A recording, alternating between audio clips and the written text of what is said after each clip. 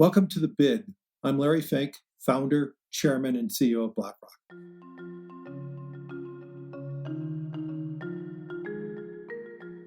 As a three-time guest of the podcast, I'm honored and delighted to introduce The Bid's 100th episode. As well as hitting 100 episodes, The Bid also recently hit 1 million downloads. The Bid started in 2018 as a new channel for the firm to reach our investors and provide them with key conversations about the world of finance. I am excited for the next 100 episodes where we will continue the in-depth conversations that make The Bid so unique. On this episode of The Bid, Gargi has a conversation with a prominent personal finance expert, Lauren Simmons, on the topic of financial literacy, something that we at BlackRock firmly believe in. Only 32% of Americans feel confidence in their investing knowledge, and here at the firm, we strive to ensure all our clients of all backgrounds achieve their own financial goals. I'm sure you will enjoy this episode, and if you haven't already, I invite you to subscribe to The Bid, where you can get more episodes like the one you're about to hear today.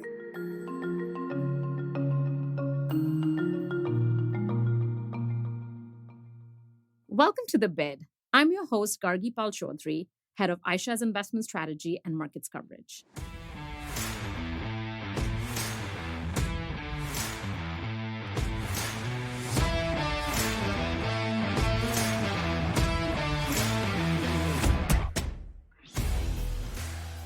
Lauren Simmons is a personal finance expert and former stock trader, as well as being a producer, writer, and the host of her own podcast, Money Moves.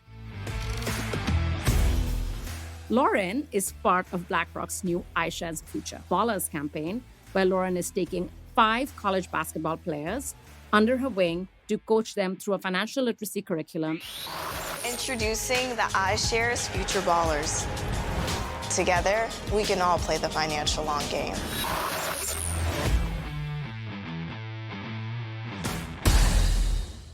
Hi, Lauren. Welcome. It's so great to have you. How are you?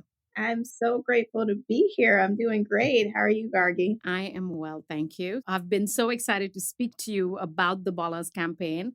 The one thing that I was thinking about is the tagline, playing the long game. Tell me a little bit about what that means to you and why did this campaign resonate with you so much? This campaign resonated in so many different ways, especially when it comes to young, new athletes coming into a lot of money, thinking about the broader markets and how everyday retail investors are looking at how to invest for their future. And so the saying goes, and it's what is coined for this campaign, is play the long game. Mm-hmm. That is how you want to look at investing. Look at the long term. Don't get too excited about instant returns and instant money. And how can we continue to grow and build our wealth for the long term? Especially in these volatile markets. It makes a lot of sense. So as you were doing this campaign, and you talked about young people a little bit ago, what would you want young people generally to learn from this project? I want them, one, to obviously recognize that these players that are getting their contracts are the 1%, but there is still relevancy there in the sense of how you are investing and looking at your financial future for the long run. So I don't want people to feel intimidated or think that they aren't going to be able to learn some of the tools that is developed throughout this campaign. Yeah, let's talk about you a little bit. So as I was researching for the bid, I noticed that you have a degree in genetic science.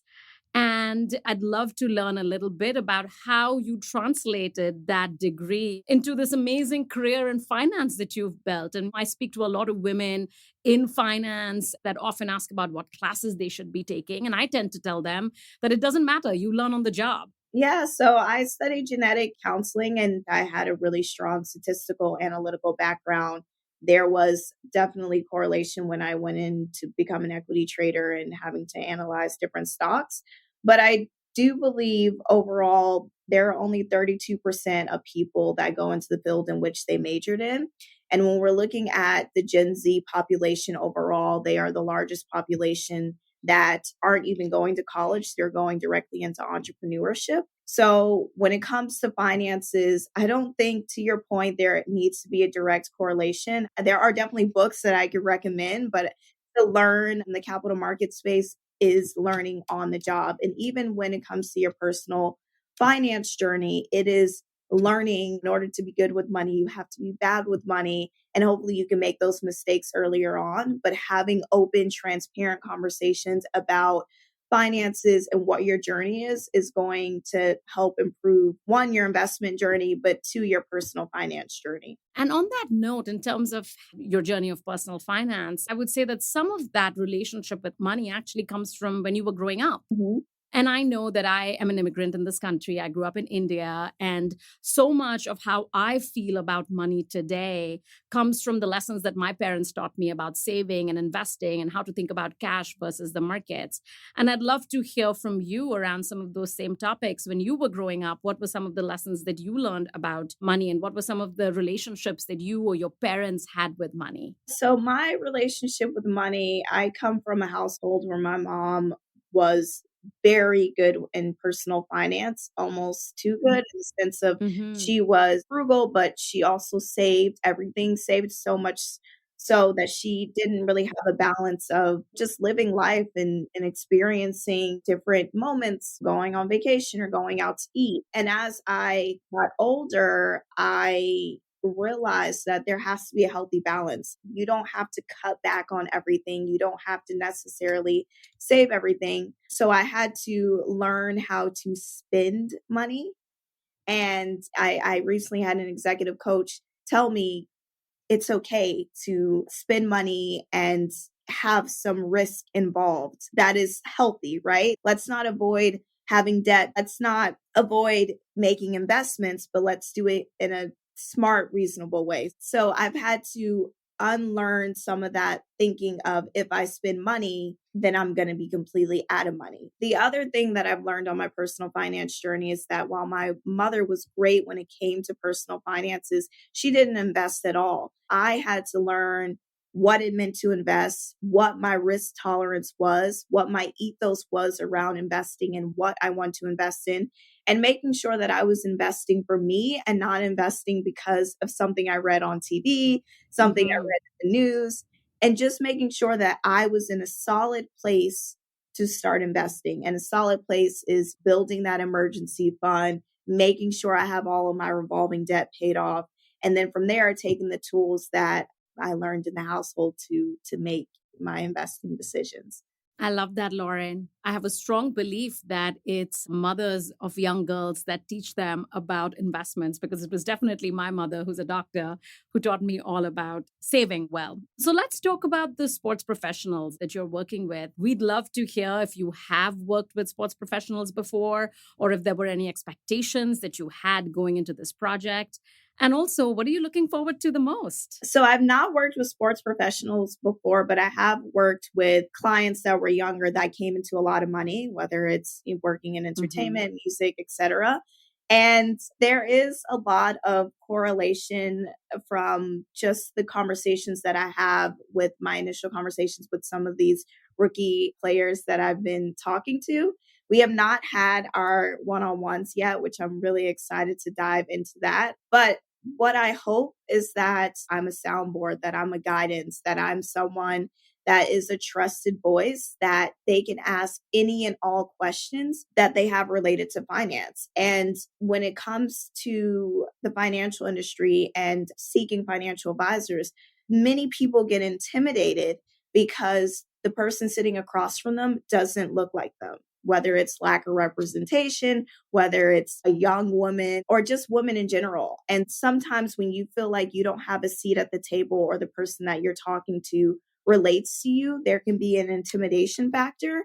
And everything that I do is all about giving that accessibility, giving people a seat at the table, making sure that they're seen, they're heard, that they're not being talked down to, and that they feel comfortable asking all the questions that they want. Personal experience coming onto the trading floor when I worked at the New York Stock Exchange, I did feel that level of intimidation of working with 250 men and feeling like my financial literacy wasn't on par with theirs. But what I learned was it is okay to ask for help. It is okay to ask any and all questions. There is no such thing as a dumb question, especially when it comes to finance. And honestly, I'd rather ask a dumb question and be smart with my finances than not ask the question at all. But I'm curious, Gargi, did you have that same experience working in finance? Sure. So I grew up on the bond trading floor at Merrill Lynch. I started my career in 2001. So, as you can imagine, not very many women, certainly not very many women of color, Yeah. certainly not very many women who speak with an accent. But my experience was actually wonderful. I had people that I could ask questions to. Of course, I felt out of place. I remember I felt so out of place, probably even a couple of years where I felt very different. And I didn't have the confidence then that I do now, where I could say different is fine. Now you and I can say that you can be different, and that's our advantage, that's our edge. 20 years ago, that wasn't the case. Thankfully, I think if you walk into a bond trading floor now, I think it looks slightly different.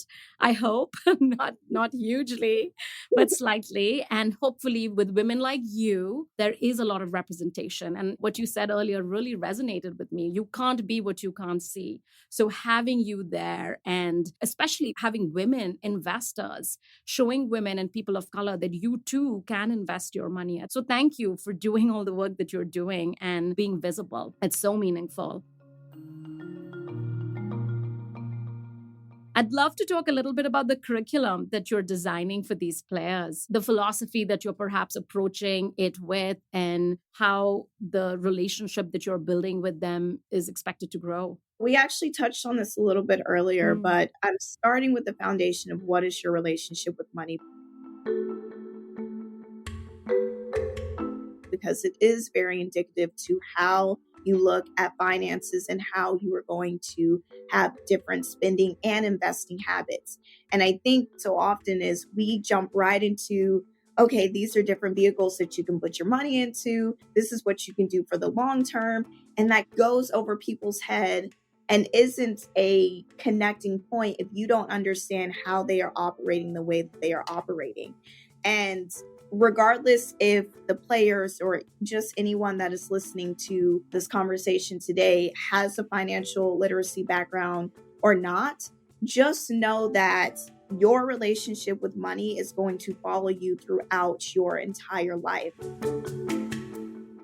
And your relationship with money is going to continue to change, and how you look at investing and saving and etc. is going to change with different life stages. Who I was at 18 going into college and who I was at 21 starting a job, making no money basically, and then who I am now making six figures plus, the milestones are going to be different. I'm a little bit older. And so I'm hoping with these players, they can at least articulate what are some of their visions that they have as far as how they're thinking about growing their money. And then also recognizing that they can change the mindset of how they've been raised. So I'm really doing it from a very holistic psychological standpoint, and then growing into the conversation of money. And again, understanding what their risk tolerance is and how we can look at investing the $100,000 that they've been given. But the biggest thing is that I want them to feel empowered, and I want them to stand by the decisions that they make. One of the best lessons I've learned while working at the New York Stock Exchange is that you had to make decisions in microseconds when being an equity trader. And whatever decision you made, you had to be firm in that decision. There was no hiding behind someone. There was no making excuses. And because I learned that so early on, every decision that I make, especially with my personal finance and investing journey, I stand by it.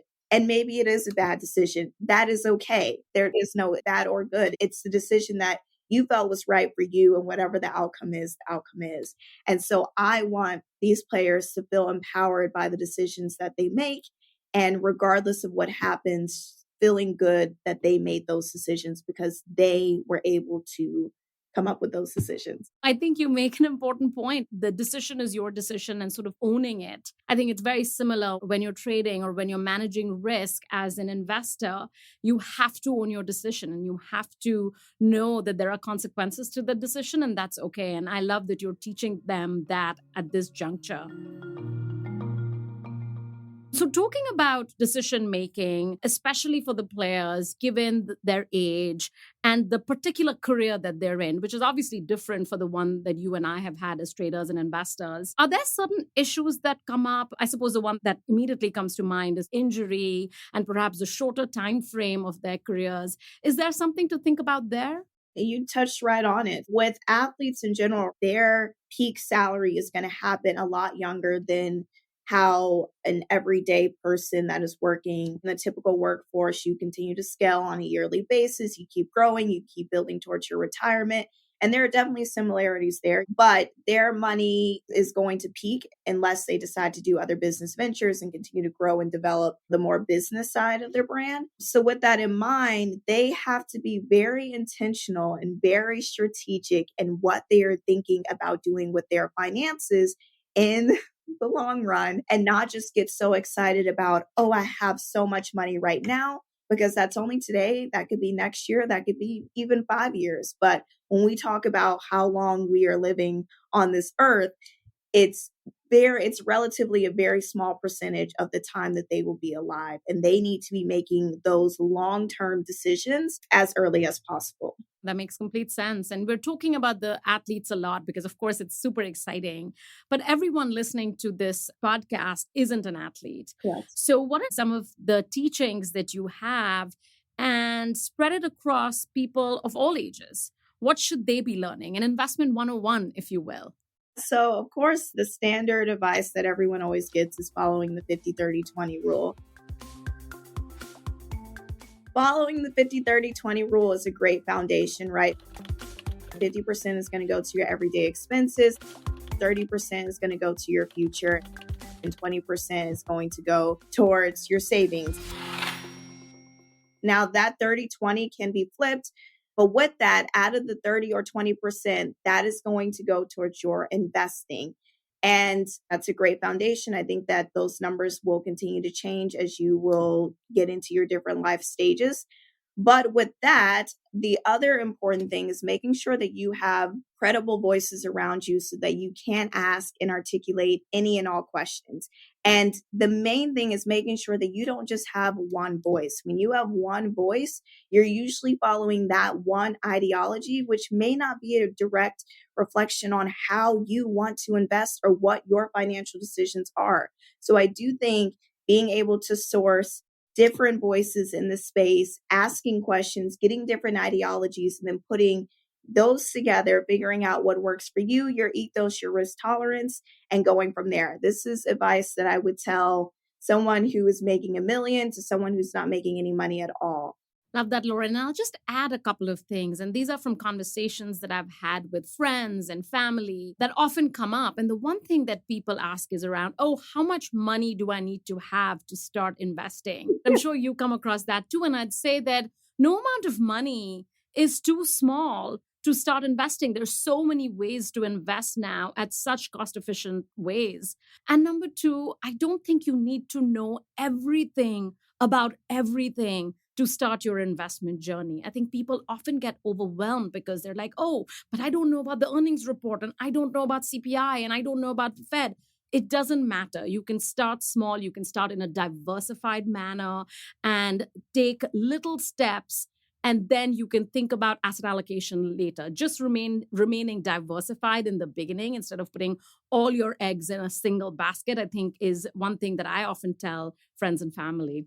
And I think that that's really important, especially when you're just starting out, because you get to figure out what kind of investor you are. And I think as you are going on your journey and you understand what your risk tolerance is, what type of investor you are, the better you can shape yourself to maybe more specific vehicles. But I think the more diversified you are, to your point, the better. I know that there's been so much concern recently with the volatility in the markets or with mortgage prices going up. And of course, with inflation being at 4-decade highs. I guess when people are worried about some of these things, such as not being able to buy a home because home affordability has moved meaningfully with mortgage rates, or things like Social Security not being around, how do you talk to them about ways of building wealth in the traditional manners that we had perhaps thought about earlier, with some of those perhaps not being as in reach? To answer your question, when it comes to real estate, there's still ways to be able to buy real estate without directly buying real estate. But again, take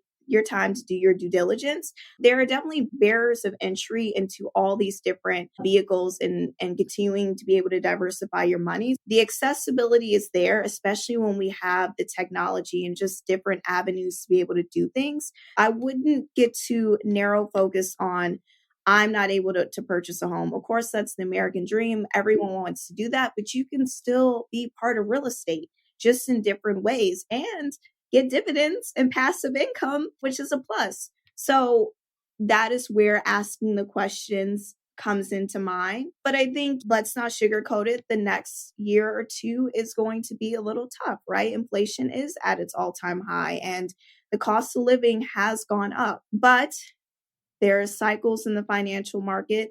There is cycles in the economy. And if you can breathe through this, do all the smart strategic decisions, especially when we talk about playing the long game. I like that. Talk to us a little bit about what you see to be the biggest barriers for financial literacies, especially to women and to people of color who perhaps don't have access or formal education on financial literacy as many others do. What I am learning now, I've worked a few years in finance, is that it's not just minorities and women that don't have that financial literacy acumen. I'm learning that the conversation around money just doesn't happen overall. And I think we can be more empowered by having those conversations. And this can open up a floodgate of a lot of things, but having the conversations on what is proper salary, how do I budget, how do I save, knowing how much you have to pay in taxes at the end of the year. The more that you can start having those conversations, especially the earlier on, the better it is down the road when you get through those different milestones and you don't have to figure it out right on the spot. Financial literacy isn't about reading the best book or reading the best newspaper. It is just about having the open conversation around money. And so much in society, money is so taboo that we don't even have the conversation. I am grateful that I was raised in a household where my mom had very transparent conversations with me about how much money she made, what her actual job was, how she was saving and budgeting her money. And I think it always starts in the household. If parents could have conversations with their children around that, the better it is. And there's no shame in having open, transparent conversations about what your salary is. I think the more that you can have those conversations, then when those kids turn into adults, they know how to strive for more later on in life. Yeah, fully agree. I actually always talk to my team about this and I tell them how important it is to have those conversations about expectations, about pay. No salary at the end of the year should come as a surprise ever. So hopefully, if you're listening to this, you are having conversations about your expectations of compensation. You talked a little bit about books, and I'd love to ask you, what are you reading these days? Anything on top of your playlist and anything that you're watching that you'd like to share with us? Just in general or finance related? Both. I always have CNBC, Bloomberg, all the financial channels in the background. This is the time for anyone that's listening. If you want to understand how markets move, how the economy is going, this is the time to do it. This is the time to learn. Because the market is so volatile, you get to learn in real time and understand why the market is moving the way that it is and forecast for the future. And I think that that will prepare you for the next recession 10 plus years down the road and what that looks like. There's so much room to learn when the market is as volatile as it is. So that is a plus side to that. When I just want to unwind and relax, streaming services have been really great. We're talking about basketball, but I really love the show Winning Time on HBO Max. I don't know if you all have watched it, but it is incredible. I love just relaxing on a Sunday night watching that. And outside of that, I listen to a lot of podcasts. But I'm curious, what do you watch, Gargi? I'd say that one of my goals for 2022 is to watch less TV and read more books. So I'm trying to get to 50 books by the end of the year. So I am currently reading some of my beach reads. I just finished Wahala by Nikki May. It's a fun book about 4 British Nigerian women. So that was a fun beach read. Yeah. I tend to never read finance books because I read so much for work when it comes to the markets. Sure. But I do consume financial literacy via podcasts. So Bloomberg Surveillance is my favorite. And of course, The Bid. Lauren, I'd love to hear who are some of your role models within the financial space, or even more broadly, who are some people that you've looked up to? In the financial space, a great role model, and I just met her for the first time, was Arlen Hamilton.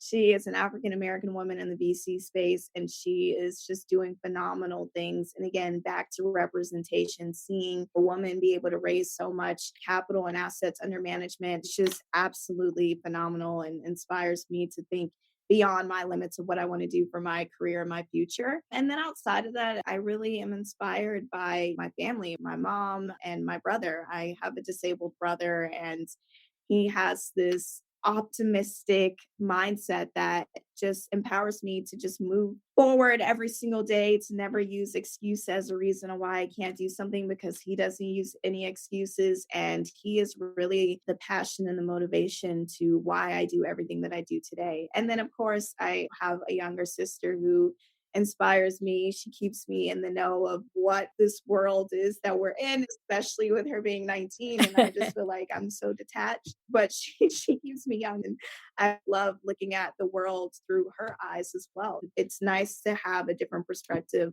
and what this next generation is thinking about going forward. That's awesome. I'm sure you're teaching them all about investing, and they're going to be super investors in no time. Lauren, this was so much fun. Thank you so much for your time. I learned so much, and it was such a pleasure meeting you. It was so amazing meeting you as well. I'm so grateful that we had this conversation, and I'm excited for everyone to hear these golden little nuggets that we have to share.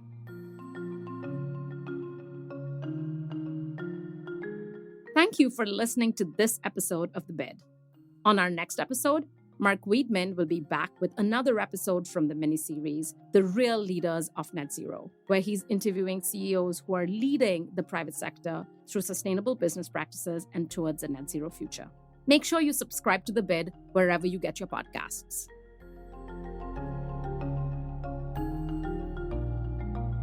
This material is for informational purposes and is prepared by BlackRock and not intended to be relied upon as a forecast, research, or investment advice, and is not a recommendation, offer, solicitation to buy or sell any securities or to adopt any investment strategy. The opinions expressed are as of date of publication and are subject to change. The information and opinions contained in this material are derived from proprietary and non-proprietary sources deemed by BlackRock to be reliable and are not guaranteed as to accuracy or completeness. This material may contain forward-looking information that is not purely historical in nature. There is no guarantee that any forecast made will come to pass. Reliance upon information in this material is at the sole discretion of the reader. Past performance is not indicative of current or future results. This information provided is neither tax nor legal advice, and investors should consult with their own advisors before making investment decisions. The value of investments and the income from them can go down as well as up, and you may not get back the amount invested. BlackRock does and may seek to do business with companies covered in this podcast. As a result, listeners should be aware that the firm may have a conflict of interest that could affect the objectivity of this podcast. In the US and Canada, this material is intended for public distribution. In the UK and non-European Economic Area (EEA) countries, this is issued by BlackRock Investment Management UK Limited, authorized and regulated by the Financial Conduct Authority, registered office 12 Throgmorton Avenue, London EC2N2DL. Telephone +44020774330000. Registered in England and Wales, number 02020394. For your protection, telephone calls are usually recorded. Please refer to the Financial Conduct Authority website for a list of authorized activities conducted by BlackRock. In the European Economic Area, this is issued by BlackRock Netherlands BV, is authorized and regulated by the Netherlands Authority for the Financial Markets. Registered office Amstelplein 11096 HA Amsterdam. Telephone 020-549-5200. Telephone 3120-549-5200. Trade registered number 17068311. For your protection, telephone calls are usually recorded. For investors in Switzerland, this document is marketing material.